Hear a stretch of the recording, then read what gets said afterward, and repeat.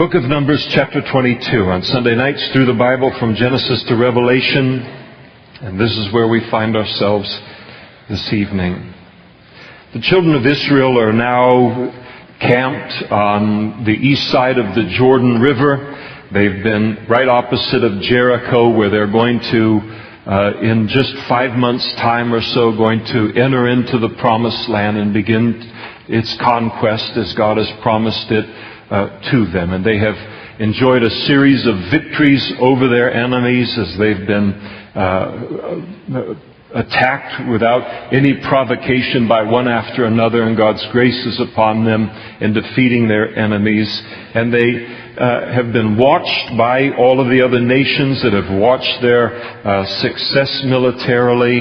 And there is a man by the name of Balak, who is at that time the king of Moab, and he thinks that the children of Israel are now going to attack them next, and his assessment of it is we have no chance of withstanding this 2 to 3 million people that are camped out there, and whatever these people are about, we're just like a blade of grass in front of a hungry oxen. They'll just eat us up. And so, feeling that they needed some kind of a advantage in order to defeat the children of Israel, he sends for a prophet by the name of Balaam, in order that Balaam would come, pronounce a curse upon the children of Israel, and then that the Moabites would be able to defeat the children of Israel in battle. So they're basically wanting to destroy the children of Israel at this point in time, and drive them, not only not have them go into the land, but even drive them from this staging area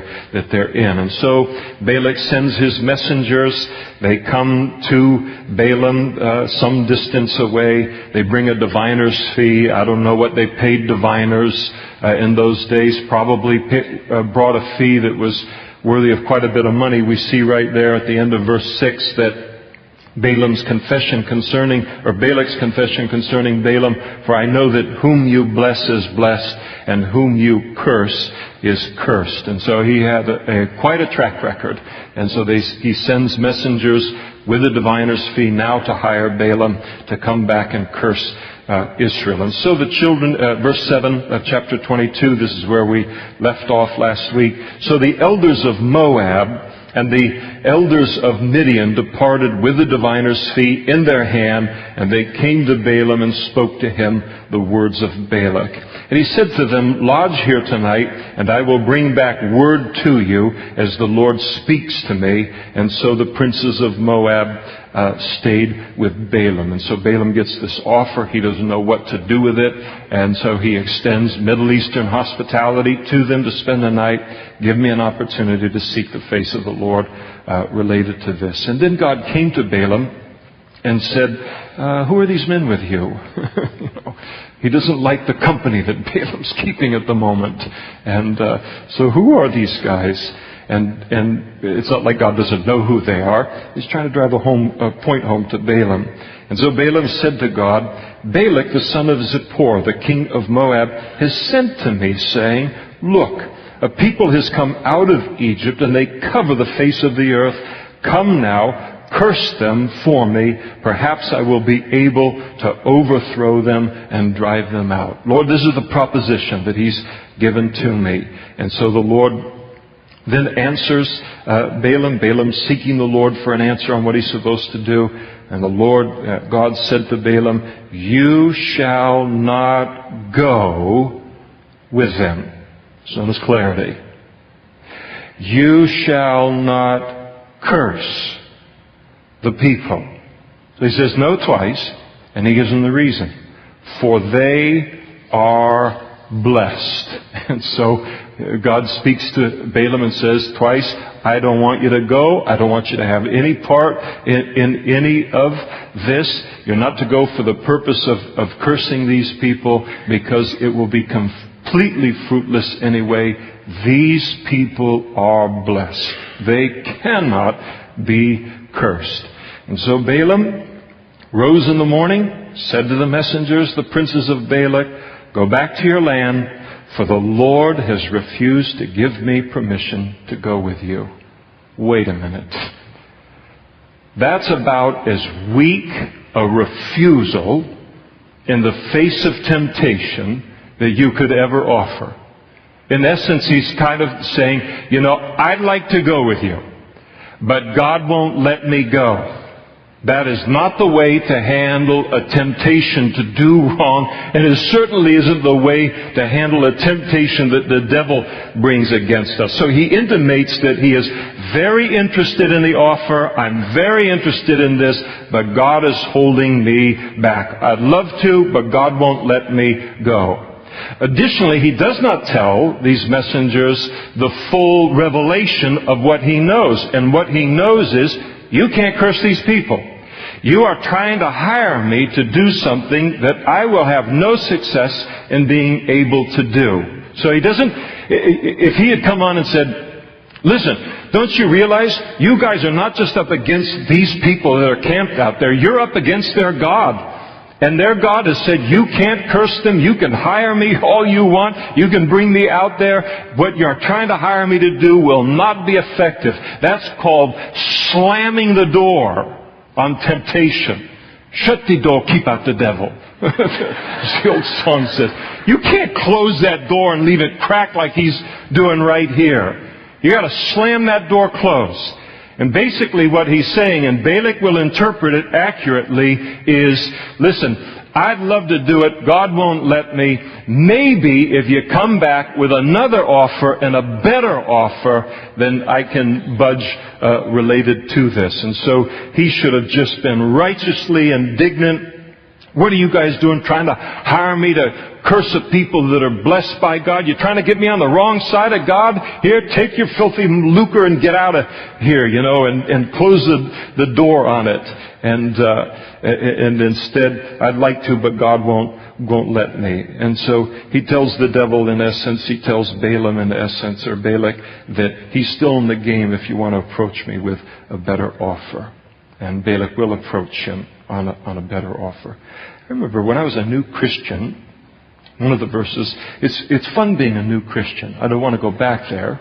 But there are certain things that are really special about those early days. And one of the things that happens, it still happens today, so I'm not like lost or something. But those first times when God really causes a verse to come out to life to you and apply it to your situation. And the Lord did that several times in those early months. And I remember one of the verses He really gave life to, draw my attention to, was in Ephesians chapter 4, verse 27. And it declares there, give no place to the devil. And that word, no place, in the Greek, it's topos, and it means not a square inch. Not the smallest piece of ground. Don't give him not the smallest foothold or opportunity in your life. I think God knew what He was working with when He's working with me. Give you verses like that. I hope yours were perkier, but this is what, He gave me. I think in James chapter 4, verse 7, therefore submit to God. James said, resist the devil and he'll flee from you. And what Balaam doesn't do here is he doesn't submit to God. He is saying all the right things outwardly, but his heart is in a completely different place. You've heard the old sermon illustration of the mother who took the child, this naughty little boy, and put him in the corner and made him, sit there because he'd done something wrong. And the little boy said, I may be sitting here on the outside, but I'm not sitting on the inside. Well, that's Balaam. Now, in my household, that meant you got another spanking. But anyway, that's another story on things. Because we wanted you sitting on the outside and sitting on the inside. That was the whole point of things. But enough about child rearing. I'm done with it. I just dote upon my grandchildren at this point in life. And it's wonderful. So notice in verse 14, the princes of Moab, they rose. They went back to Balak and said, Balaam refuses to come to us. Balak reads this absolutely correctly for what it is. And he then sent princes more numerous and more honorable than the first group. So he's going to appeal to Balaam's pride. There's nothing more easy for the devil to manipulate than pride. And he recognizes pride. Pride, this is a man you can manipulate with pride. So he sends more prominent people. And then they came to Balaam, said to him, "Thus says Balak the son of Zippor, please let nothing hinder you from coming to me, for I will certainly honor you greatly and do whatever you say to me. Therefore, please come and curse this people for me." See, Balak still thinks they can be cursed. Balaam's kept the door open on this thing. So the second thing that Balak does two things, and the same thing, two things that the devil does with us. He tries to appeal to our pride. "Oh my, you're the most important person, and you're the only one that can do this, and we're all dependent on you." And "Yeah, really? Wow, okay, And then he essentially tells him, "Name your price." He appeals to Balaam's greed here. "You just name your price, and we'll go ahead and I'll match that." And Balaam answered and said to the servants of Balak, "Though Balak were to give me his house full of silver and gold, I could not go beyond the word of the Lord my God to do less or more." Well, if that was true, he'd have shoot him right out of the house at the moment. "Now therefore, please, you also stay here tonight, that I may know what more the Lord may say to me." And so Balaam says, "Listen, I can't do it for any amount of money you'd offer to me. Here's some hospitality. I'll seek the Lord and see what He has to say on this." As if this is still open to discussion related to his life. This guy won't even take a no from God on something. So he thinks this is all negotiable here with God. I mean, what is it about no that you don't understand? What is it about two no's that you don't understand? You already know what God's will is, and that is that you don't go to curse these people. And now it's wrong, once we know what God's will is, to go back and see what else He might say about it. If doing God's will was Balaam's only concern, then he would have been satisfied with the first answer. But it's not his only concern. This is a man who's driven by greed. There's a lot of money being offered to him, and he wants to see, is there some way I can latch onto that money? It'll take care of my retirement. It'll allow me to buy that chariot over here. It'll allow me to do this. It'll allow me to, be more prominent, in the Hall of Fame related to prophets. And so he wants some of that money that Balak's offering. And the greed. Peter tells us as much in 2 Peter chapter 2, verse 15. They have forsaken, speaking of false teachers in Peter's day, they have forsaken the right way, gone astray, following the way of Balaam the son of Beor, who loved the wages of unrighteousness. Jude wrote, and he said of the false teachers, "For they have gone in the way of Cain, have run greedily in the heir of Balaam for profit."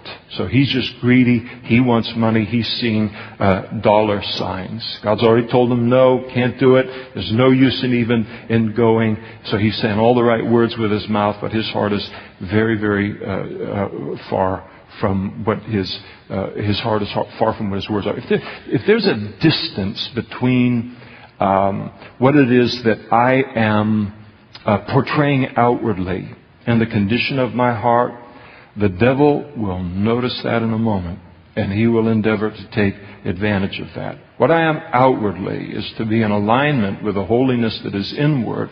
That's what keeps a person from being protected by these kind of offers that the devil will bring into our lives. And so don't keep asking God for permission to do something that you already know is not His will for you. He says, no, that's it, and you know it's wrong, now leave it alone. So the Lord communicates to him there in verse 20. And God came to Balaam at night and said to him, if the men come...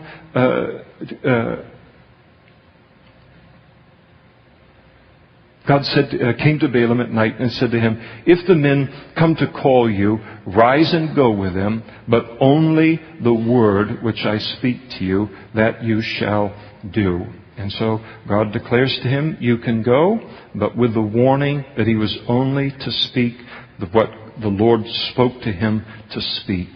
It's this verse, along with a couple of other verses, that causes me to believe in what is known as the perfect will of God and the permissive will of God related to our lives. And the perfect will of God was that he not go. That's what God communicated.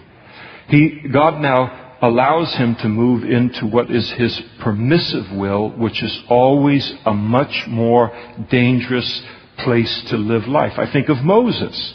When God called Moses and said, listen, I want you to go in and speak to Pharaoh. I can't speak. What's all this, everything like that? And you've got to send someone who can speak. I can't do this thing. So God takes, and he says, all right, take Aaron, your brother. He moved from perfect will to permissive will there in that situation. It doesn't mean a person can't succeed in God's permissive will, but when God will put limitations on us that we have to be very, very careful to observe. And so God says, all right, I will say yes to this, but with this very, very strong warning. You are only to say what I put in your mouth. Now, he's going to violate that restriction, and he's going to disobey the Lord in that, but that wasn't God's fault. God gives him, even at this point, God is not setting this man up for a fall. He still has an opportunity to be very successful in his ministry, and his fall that's going to occur in just a few moments is not God's fault at all, but it's Balaam's fault. And I think it's important to realize that. Though Balaam would face greater temptations in God's permissive will, as anyone would, he still had an opportunity to do right and to be greatly used by God. You say, why would God allow him to do this? And I don't know all of the answers, but as we head through the whole thing, we'll realize there are some things that the Lord does here that are good. He's going to take the situation. If Balaam had stayed obedient to him, he was going to work this permissive will for good. Number one, he was going to fill Balaam's mouth, again, with some of the most beautiful prophecies concerning the children of Israel to be recorded in the entirety of the Old Testament. And God's people have been rich for thousands of years because of those prophecies. Secondly, God was going to teach the children of Israel a very, very hard but a valuable lesson about his views on idolatry and sexual immorality as we get a little bit further down the road, and they fail a little bit because of some counsel that Balaam gives to Balak. And then I think the other thing that he does with Balaam, and he allows it to occur, is Balaam becomes this gigantic neon sign in the Old Testament of a warning to all of God's people and to all of his servants, a warning against covetousness and against greed in our own hearts, that it will pull us into situations that God does not intend us to be in the middle of. And so this is what he receives now from the Lord. And he rose in the morning, couldn't wait to get going on things, saddled his donkey, and he went with the princes of Moab. So he's just thrilled. He sees that he might hit the lottery here. And then God's anger was aroused because he went. God is angry not because he's going, but he is angry because he knows the motivation that Balaam has in his heart for going. He wants to go and he wants to pronounce a curse upon these people in order to enrich himself. Can you imagine that? What kind of a heart is that? I'm going to go and I want to curse a whole bunch of people so I can get rich.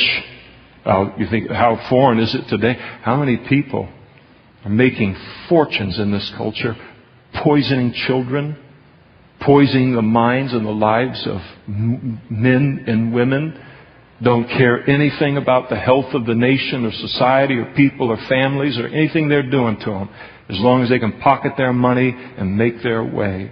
And so it's just a wicked, wicked heart that this man has, and God has his ways of correcting that. So God was angry over his motivations and his heart attitude and all of this. And the angel of the Lord took his stand in the way as an adversary against him. Now, I never want the angel of the Lord to become my adversary in life.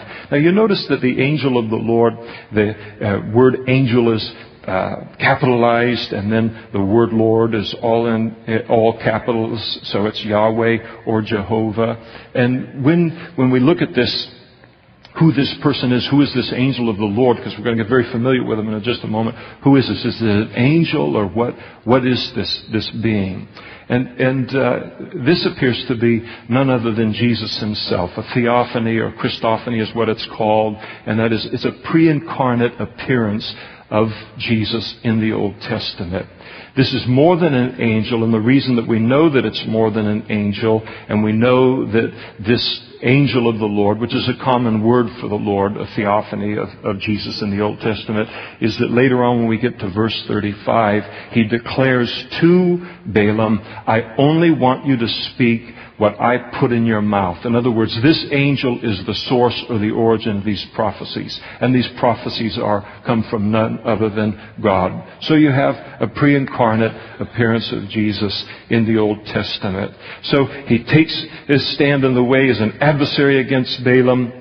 And Balaam was riding on his donkey, and he had 2 servants with him. Now the donkey saw the angel of the Lord standing in the way on the path with his sword drawn in his hand. Now the donkey sees stuff that nobody else is seeing at this moment in time. And the donkey, as a result, turned aside out of the way, went out into a field. Whoop! Right off the road, out into the field. And so Balaam struck the donkey to turn her back onto the road. So just beats her for her carelessness. And then the angel of the Lord shows up a little bit further down the path, and he stood in a narrow path between the vineyards with a wall on this side and a wall on that side. And when the donkey saw the angel of the Lord, she couldn't go out into the field. She couldn't take a left or right. She pushed herself against one of the walls and crushed Balaam's foot against the wall, so he beat the animal again. Then the angel of the Lord went further, and he stood in a narrow place where there was no way to turn either to the right hand or to the left. And when the donkey saw the angel of the Lord, no ability to move in either direction, she lay down under Balaam. So she just assesses the impossibility of the situation, and she lays down onto the ground. Balaam's response here, he became so angry, his anger was aroused, and he struck the donkey with his staff. He just begins to beat this donkey for its apparent rebellion against him and for slowing him down. Nobody likes to have car trouble when you're heading to a job interview where you might make a fortune, right? So he's really upset about things. And then the Lord opened the mouth of the donkey. People sometimes talk about, look at things and say, is this true? I mean, did God really open the mouth of a donkey in the Old Testament? Can he really use a donkey to speak? He uses me every week. And people like me every week. He uses Eric over in the men's study and all over the place. So it's humbling. It keeps things in perspective. God uses you to do a little something. You know, you start to think you're really something. Be careful you don't bray. God can expose us. So open the mouth of the donkey, and she said to Balaam, she starts talking, what have I done to you that you have struck me these 3 times? That's the question she poses now to Balaam. Balaam said to the donkey, because you've abused me. I wish that there were a sword in my hand, for now I would kill you. Now this is an early record of road rage, right here in the Bible. Here's a guy that is so angry, he is yelling and arguing with a donkey, and he's not even shocked or deterred in any way. He's so angry with the donkey, he's talking to it like it's a peer. So you see, anger can reduce you to the level of an animal, can't it? You see people do all kinds of crazy things on the road and elsewhere under the influence of anger. So he's very upset. You're just lucky I didn't have a sword to kill you with. Now, somebody has said that whenever the reaction of a person is disproportionate to the stimuli, you have underlying issues. So, for instance, if my wife, if she were to cook me a bacon and eggs dinner, breakfast and toast and the whole thing, and I'm sitting at the table like a little potentate, and it gets, maybe your wife does that for you. I don't ask for it. I like Raisin Bran and tea, so I can put that together myself. But if I'm sitting there and she delivers that meal to me and the toast is burnt, and if I pick up the plate and I throw it through the dining room window, now that's a disproportionate response to burnt toast, isn't it? I mean, a proportionate response would be to say, honey, the toast is burnt and could I get a little bit more? So when the plate goes flying through the plate glass window, she realizes, okay, this guy is upset about a lot of other things, apparently. That's what happens with him. He's not upset over what this donkey has done in terms of stopping here, stopping there. He wants to kill that donkey. He's upset because he's got car trouble on the way to getting money. This thing is getting in the way of his greed. This is what's consuming him on the whole thing. So the donkey's not done. The donkey will win this argument. Some people must have the last word, and sometimes they deserve it. And so the donkey said to Balaam, am I not your donkey, on which you have ridden ever since I became yours to this day? Was I ever disposed to do this to you? And so the donkey here rightly contended that since he had never ever done this, she had never ever done this, not one time in the whole time that Balaam owned her, that wouldn't it behoove Balaam to seek an explanation for her behavior rather than beating her and threatening her life? And then Balaam said to the donkey, you're right, you've never done me wrong all these years. Now, the only thing worse than arguing with a donkey is losing an argument with a donkey, and that's exactly what Balaam does here.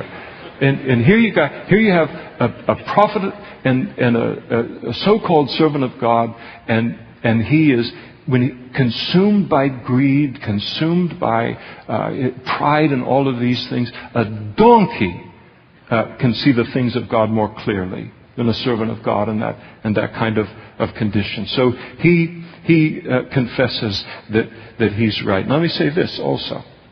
In our service to the Lord, listen to every instrument God uses to speak into our lives. Even a donkey. When people make contact with me or they email me, and it's not an easy thing to do because I don't give everyone my email address because I don't have the time to handle emails, and I've got this guilt complex that feels like I've got to respond to every single thing that comes enough about my problems. So, but anyway, anybody, if they send me an email or they ask me an honest question or someone sends me a letter and someone rebukes or corrects or wants me to think twice about a given something, I always take that to prayer. Always. I never reject that kind of thing. I may be self-defensive and steamed at the moment on something like that, but I'll give it the time and say, Lord, are you wanting to speak through me? So I want to hear through any vessel you want to speak to me on. And because the Lord can use a lot of different people. And I'm not calling you a donkey if you send something to me. I mean, at least not after a while, once the Holy Spirit gets control of me. And so the Lord... He says, I'm going to kill you. And he answers no. And then the Lord opened Balaam's eyes, and he saw the angel of the Lord standing in his way with a sword drawn in his hand. And he bowed his head, and he fell flat on his face. So now he sees what the angel's been seeing all along. And the angel of the Lord said to him, why have you struck your donkey 3 times? God loves animals, doesn't he? Why have you beat your animal 3 times?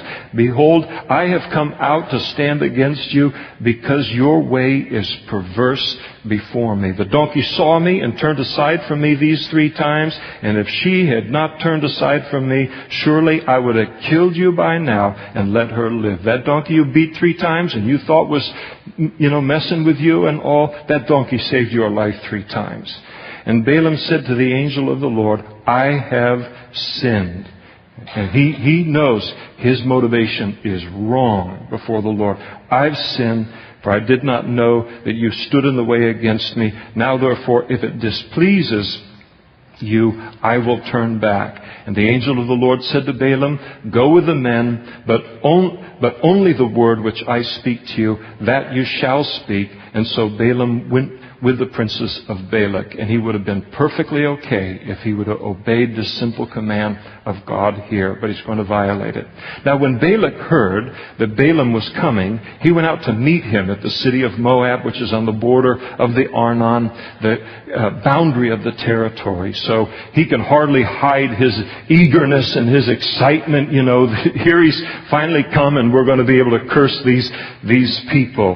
And Balak, he can't even restrain himself from rebuking Balaam for hesitating in coming. Did I not earnestly send to you, calling for you? Why did you not come to me? Am I not able to honor you? And Balaam said to Balak, look, I've come to you. He's in no mood to talk, at this point in time.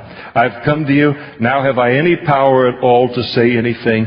The word that God puts in my mouth, that I must speak. And so Balaam went with Balak, and they came to Kirjath Huzoth, and then Balak offered oxen and sheep. He sent some portion of the sacrifice to Balaam and to the princes who were with him. So kind of a festival meal celebrating his arrival. And so it was on the next day that Balak took Balaam and brought him up to the high places of Baal for this purpose, that from there he might observe the extent of the people. And there was a belief in the ancient world that if you wanted to, in order to curse someone kind of at full strength, then you needed to see them face to face, or you needed to visit them physically. And so he wants him to see, Balak wants the full effect of the curse to be upon these people. And then Balaam said to Balak, build 7 altars for me here, and prepare for me here 7 bulls and rams. And Balak did just as Balaam had spoken, and Balak and Balaam offered a bull and a ram on each altar. And so this is complete paganism. None of this is found in the Word of God. And then Balaam said to Balak, stand by your burnt offering, and I will go, and perhaps the Lord will come to meet me, and whatever he shows me, I will tell you. And so he goes to a desolate height. He separates himself from the rest of them. And God met Balaam, and he said to him, I have prepared the 7 altars, and I have offered on each altar a bull and a ram. So again, we see kind of a pagan background in Balaam. He's offered all these offerings in order to kind of buy something from God, to buy God's favor, that he would speak through him. And then the Lord put a word in Balaam's mouth and said, return to Balak, and thus you shall speak. And so Balaam returned to Balak, and there he was standing by his burnt offering, he and all the princes of Moab. So they're standing there, they're excited, they can't wait to hear what kind of a curse is going to come out of Balaam's mouth toward the people. And then of Israel. And then he took up his oracle and he said, now in these next 2 chapters, 23 and 24, Balaam is going to pronounce 4 oracles over the children of Israel. And basically an oracle was kind of a God-given prophecy, a divine revelation to speak. God would give it to you to speak. Every single one of these oracles, 4 oracles that God gives him, they're going to be blessings. There's not going to be a single curse that's going to come out of his mouth toward the children of Israel. The interesting thing about all 4 oracles is that all 4 of them confirm some promise that God had given to Abraham or to the patriarchs concerning the children of Israel. And so he's just going to simply confirm the promises that I've given these people, you have no hope of breaking. So God was very committed to his relationship with us. So he took up his oracle and he said, Balak the king of Moab has brought me from Aram, from the mountains of the east. Come curse Jacob from me, and come denounce Israel. So he states the reason why Balak has hired me. He has hired me to come and to curse these people. And then his response to what Balak has hired him for, how shall I curse whom God has not cursed? And how shall I denounce whom the Lord has not denounced? And so here is Balaam, and he declares that what Balak has hired me to do here, it can't be done. And it can't be done because the Lord has not cursed them and He has not denounced them. In other words, I've been hired to curse these people, but because of the greatness of the God of these people, they are beyond the curse of man. You cannot curse these people from without. And so the safety of a child of God. Now, Balak's listening to this, and his worst fears are being realized in the very first prophecy that Balaam declares here. Number one, you cannot defeat these people militarily. You can't even curse them spiritually. And so here Balaam is confirming God's promise to the children of Israel through Abraham, and that is they cannot be effectively cursed by the nations around them. Genesis chapter 12, verse 3, I will bless those who bless you. God said to Abraham and his seed, I will curse him who curses you, and then all the families of the earth shall be blessed. And so it has been all the way through Israel's history. Those that curse Israel endeavor to do that. They find themselves on the wrong side of God, pay a tremendous price for it. Those who bless Israel, they enjoy God's blessing in some measure. And so the translation from God to Balak is, Balak, what you are up against is my word. Right from the get-go. You have no hope of being successful in what you have hired Balaam to do. And then Balaam goes on and he says, for from the top of the mountains I see him. And from the hills I behold him, there a people dwelling alone, not reckoning itself among the nations. And so he declares that they are a nation of people. They're distinct from all of the other nations of the world. They're unique and special because God has attached a plan to them that is not attached to any other nation or people in the world. God is going to bring the Messiah into the world through these people. He's going to bring the Old Testament scriptures into the world through these people. And so here their strength is they're separated, and they are a strong people, and they are higher than all of the other nations. And then he says in verse 10, who can count the dust of Jacob or number 1/4 of Israel? Again confirming, here's Balak. He wants to wipe out Israel. And he has no hope of doing that because God had prophesied and spoken in Genesis chapter 13 and declared to the patriarchs, I have made your descendants as the dust of the earth, so that if a man could number the dust of the earth, then your descendants also could be numbered. And God is declaring, not only will you not wipe these people out, Balak, they are going to prosper numerically in a way that you can't even imagine. You think 2 to 3 million of them is a big deal? They're going to be a lot bigger than that. And then Balaam's commentary, as he's looking out over these people, he said, let me die the death of the righteous, and let my end be like his. He closes up his first prophecy by saying, wow. Let my life, the promises that these people have in life and in death and in the life to come, let those be my portion.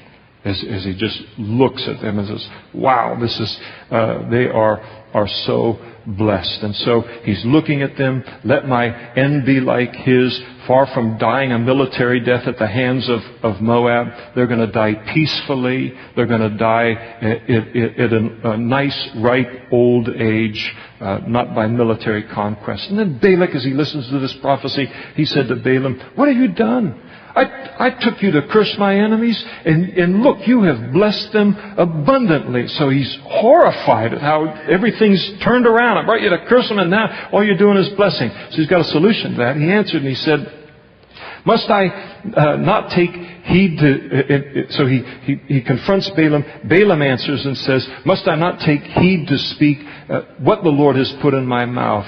And then Balak says to him, please come with me to another place which you may see them. You shall see only the outer part of them, and you shall not see them all at once.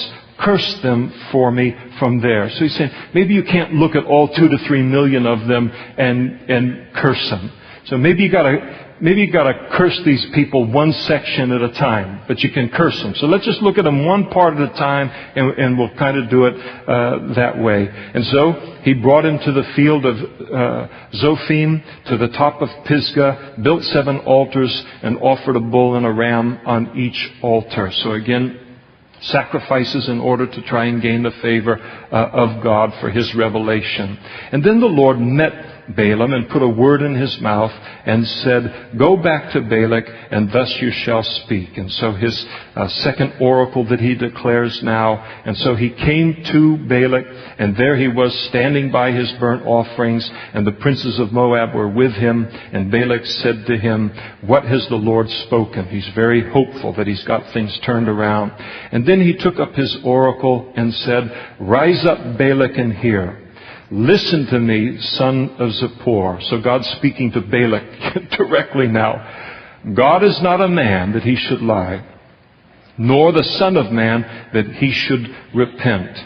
Has he said, and will he not do? Or has he spoken, and will he not make it good? Behold, I have received a command to bless. He has blessed, and I cannot reverse it."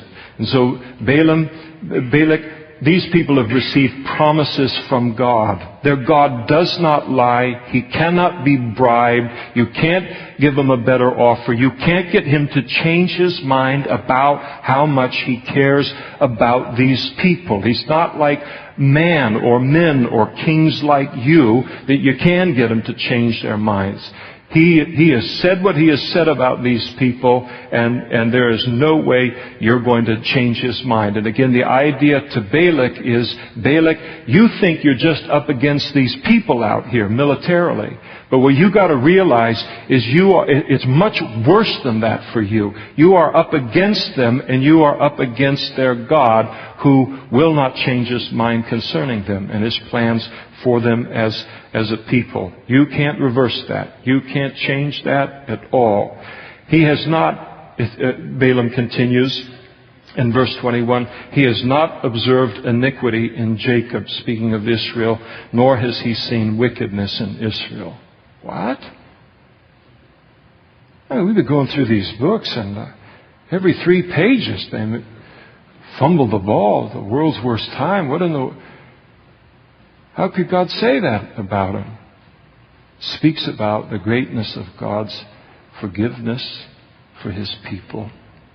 His forgetfulness about our sins. I'm really glad for that. And also speaks here about how God sees his people. He looks at us in a couple of different ways. When I sin, he sees that sin. And so I kind of have 2 positions before God. I have a physical position before him, and then he looks at me in terms of my physical position before him, and then positionally what I am before him. So he sees my sin, and he sees practically what I am and I am not.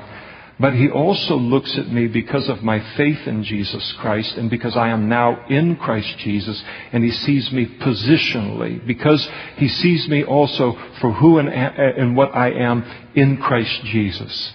And when he looks at me on the basis of my faith, positionally, he doesn't see any sin in me. So God has a pretty neat way that being in a covenant relationship with him allows him to look at us in a wonderful way. So great eyes of grace upon the children of Israel and upon us. And the Lord his God is with him, and the shout of a king is among them. God brings them out of Egypt. He has strength like a wild ox. Now, this is very significant at the end of verse 21, when Balaam informs Balak that the God of Israel goes with them. We look at it and say, what's the big deal about that? It was a big deal in the ancient world because they believed in territorial deities. They believed that gods were only had strength in a certain area, and if you kind of moved outside of their range, then they weren't powerful anymore. So that's why when the children of Israel would defeat an enemy, say in the Old Testament, and they would defeat them in the mountains, then their enemy would come back and say, let's fight them on the plain, because maybe our God isn't good in the mountains, but maybe He's good on the plains. So they believed in this territorial kind of a thing. Kind of like now you have satellite radio and all these different kind of things, so it's killing all illustrations.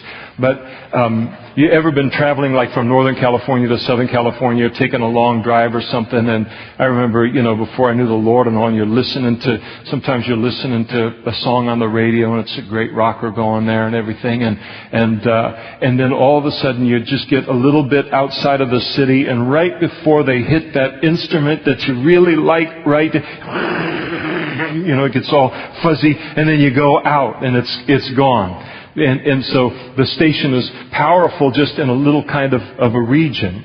But here is a God who travels with His people. He's strong with them no matter where they are. This was a novel to them in those days. So if you think you're trying to get them out of God's range, or you can catch them in some place of a weakness, I got bad news for you, Bailey. Their God travels with them.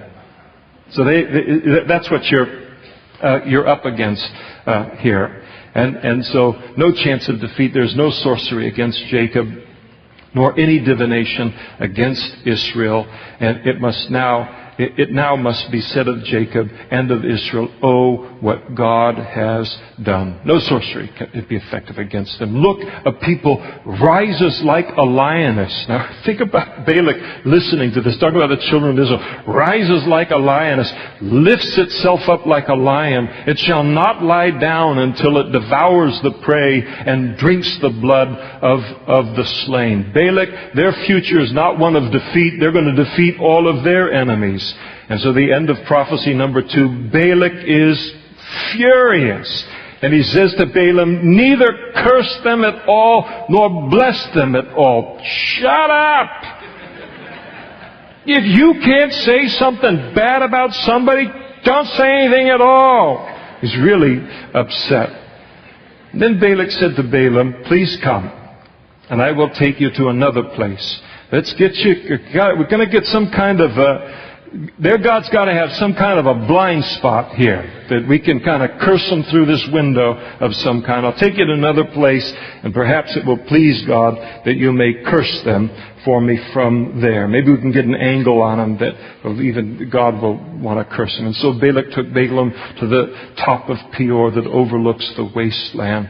And then Balaam said to Balak, build for me here 7 altars and prepare for me here 7 bulls and 7 rams. And Balak did just as Balaam said, and offered a bull and a ram on every altar. Now when Balaam saw that it pleased the Lord to bless Israel, he did not go as at other times to seek to use sorcery, but he set his face toward the wilderness. And so it's like with this prophecy, it's like Balaam resigns himself to the fact God's not going to curse these people. He's hoping up to now. He's using divination and offerings and all this kind of stuff. A light goes on for him right now, and he realizes no curse is going to come out of my mouth, and I'm not going to make any money off of this gig.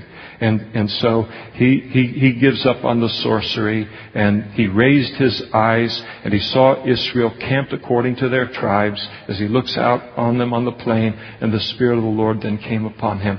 Beautiful thing about this is the children of Israel are down there on the plain. They have no idea any of this is going on. They don't have la la la la la. What's for dinner tonight?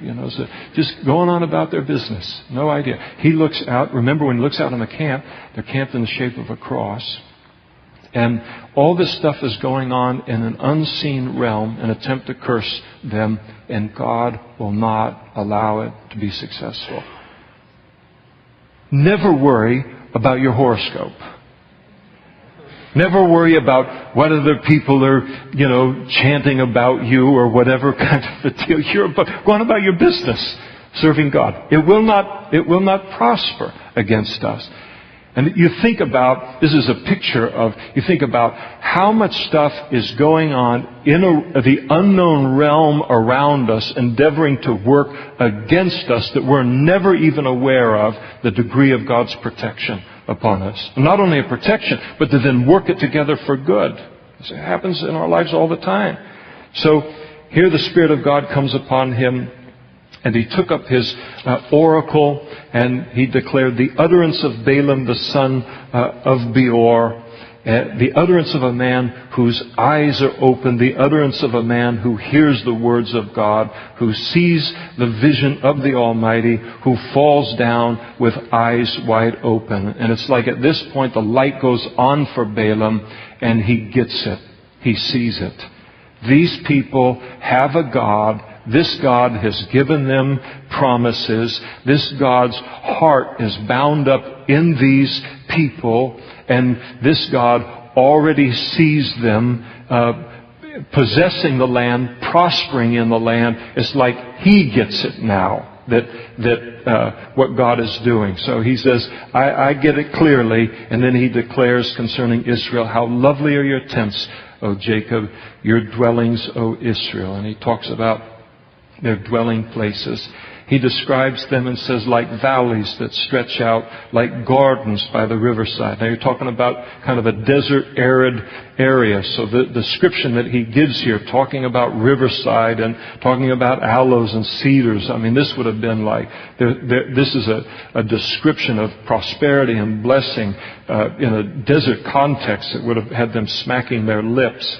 So they're like valleys that stretch out, like gardens by the riverside, like aloes planted by the Lord, like cedars beside the waters. He shall pour waters. He shall pour water from his buckets, and his seed shall be in many waters. These people are blessed. His king shall be higher than Agag, and his kingdom shall be exalted. God brings him out of Egypt. His strength, he has strength like a wild ox. He shall consume the nations, his enemies. He shall break their bones and pierce them with his arrows. He bows down. He lies down as a lion that is always victorious, and as a lion who shall rouse him. And so, speaking of the fact that Balak, he's going to conquer all of his enemies. You have no chance of conquering these people.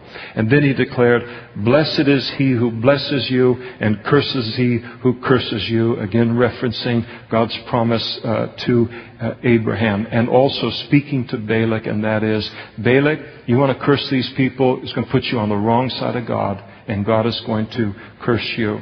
Balak, as he listens to this third prophecy and oracle, his anger was aroused. I mean, he's livid at this point. He struck his hands together. He can't even get his anger expressed in words. He's got to do something physical. So he struck his hands together, and Balak said to Balaam, I called you to curse my enemies, and look, you've bountifully blessed them these 3 times. Now therefore, flee to your place. Get out of here. And there'll be no money for you. He said, I said I would greatly honor you, but in fact, the Lord has kept you back from honor. I was going to give you all kinds of money for just doing a little thing I asked, and you had to be obedient to God, and He's cost you. He's cost you money for being obedient to Him. I'll tell you, the devil, it's like Balak does here. He will come. You're faithful to God and faithful to His calling on your life. And sometimes it'll cost you promotion to do that. It'll cost you financially to do that. I don't think anybody serves the Lord for any length of time that the devil doesn't show up somewhere along the way and say, you are so missing out on everything because you're being obedient, not only to His Word, but to God's call upon your life. And it is a lie. There is no richer life than a person can live. No more blessed life than right in the middle of God's will. So this lie that he gives here, throws it at him. It's a lie that's continually thrown by the devil at us. Never believe it. You're not missing anything out there by serving the Lord. Everything He wants us to have, will experience that in His will. And so Balaam said to Balak, did I not also speak to your messenger whom you sent to me, saying, if Balak were to give me his house full of silver and gold, I could not go beyond the word of the Lord to do good or bad of my own will. What the Lord says, that I must speak. And now indeed, I'm going to my people. I'll leave as you said. Come, I will advise you. I'll give you one more prophecy for free if you're up to it. I'll advise you what this people will do to your people in the latter days. So now he looks way down by the Spirit of God through the history of the nation of Israel. And again, he's communicating to Balak, you're not wiping these people out. I'm looking they got a history, brother, that you can look way down the road on. Nobody's wiping these people out. God's got a plan for these people.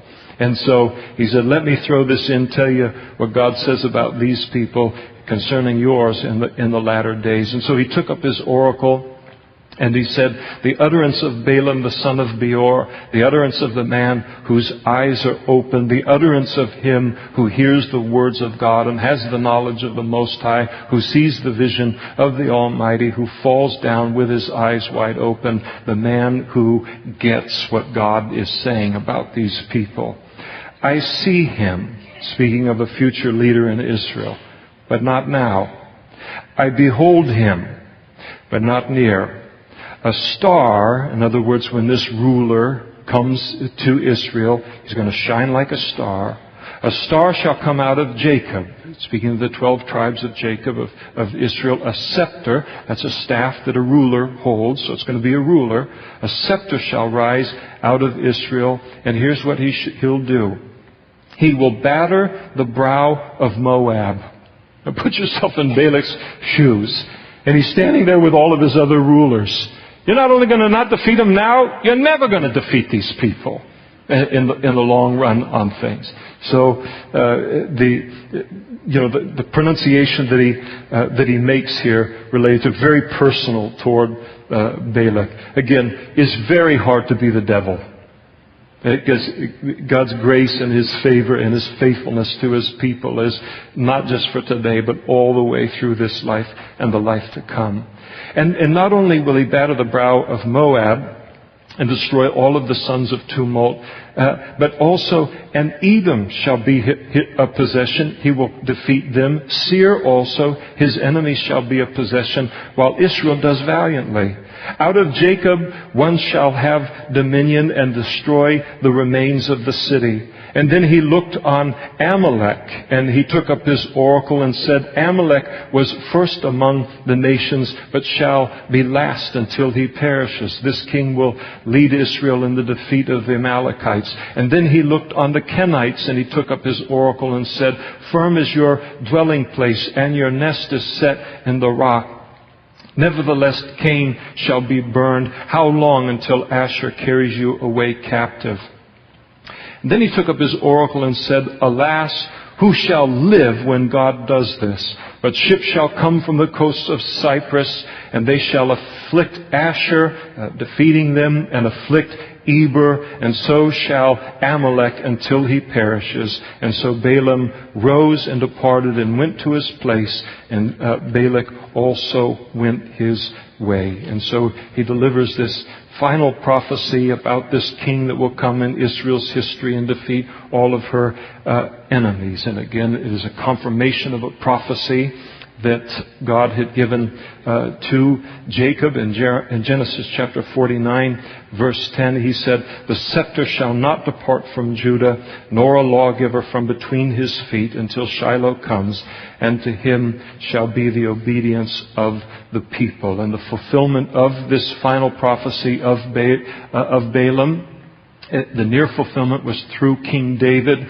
David did ultimately conquer these enemies and expand the nation of Israel into its greatest strength and its glory days, except for the glory days that are coming in the future. And that's why this prophecy is also, in terms of its far fulfillment, speaking of Jesus Christ and His return to the earth at His second coming, establishing the kingdom age and then ruling the earth from Jerusalem itself. And so that's why in Revelation chapter 22, verse 16, it speaks of Jesus. He says, I, Jesus, have sent my angel to testify to you these things in the churches. I am the root and the offspring of David, the bright and morning star. And so he seems to take this prophecy and bring it all together and apply it to himself. And so one day Israel will have complete dominion when Jesus returns to the earth and he rules the world from Israel.